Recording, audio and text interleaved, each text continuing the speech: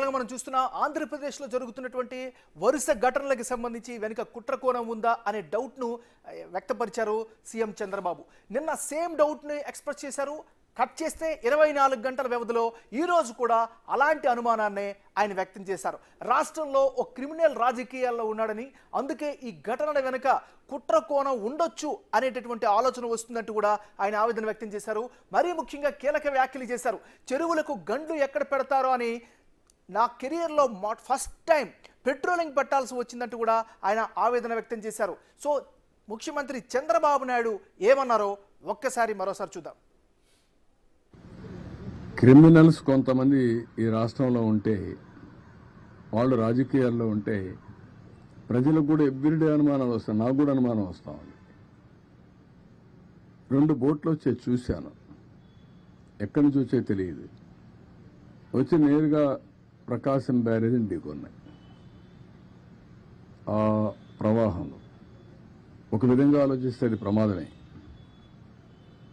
కానీ అది ఎక్కడ హిట్ చేయాలని అక్కడ హిట్ చేయకుండా వేరే ప్రాంతంలో హిట్ చేసింది కాబట్టి కొంతవరకు సేఫ్ అయింది. ఇప్పుడు దాన్ని కన్నయ్య నాయుడు ఈరోజు చూశాడు, ఏ విధంగా చేయాలి, ఎట్లా సేఫ్టీ ఆఫ్ ది ప్రాజెక్ట్ కాపాడుకోవాలనో కాపాడుకునే పరిస్థితి వస్తుంది. ఇప్పుడు చాలామంది దాని మీద దీంట్లో కూడా కుట్ర ఉందని అనుమానించే పరిస్థితికి వచ్చారు. ప్రైమా ఫేసి నేను ఆలోచించలేదు, కానీ ఒకసారి వివేకానందరెడ్డి మర్డర్ చేసి గుండెపోటని చెప్పగలిగిన వాళ్ళు ఇలాంటివి కూడా చేయొచ్చేమో. ఆ బోర్డ్స్ వచ్చాయి, ఎక్కడి నుంచి వచ్చా కూడా ఇన్వెస్టిగేషన్ చేస్తాం, ఎందుకు వచ్చా కూడా ఇన్వెస్టిగేషన్ చేస్తాం. అందులో కూడా ఎవరైనా ఉంటే మీరు అన్నట్టు ఆ బోట్లు వచ్చినప్పుడు కరెక్ట్గా అది కొట్టుకున్న ప్లేస్ చూశాను నేను. ఇది కూడా బెండ్ అయింది, వంగిపోయింది.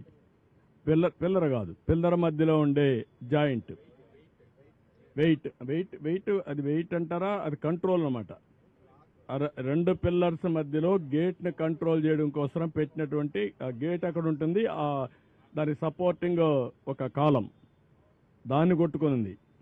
అది బెండ్ అయిపోయి ఇరిగిపోయే పరిస్థితి వచ్చింది. అంటే ఏంటిది? ఎప్పుడు చరిత్రలో జరగల, ఇలాంటివన్నీ జరుగుతున్నాయి. ఇప్పుడు అనుమానం రాని వారికి కూడా అనుమానం వచ్చే పరిస్థితి. ఎందుకు బాబాయిని చంపి నెక్స్ట్ డే నారాసురు రక్త చరిత్ర రాయగలిగిన వాళ్ళు ఇంక అనుమానం ఎందుకు రాదండి?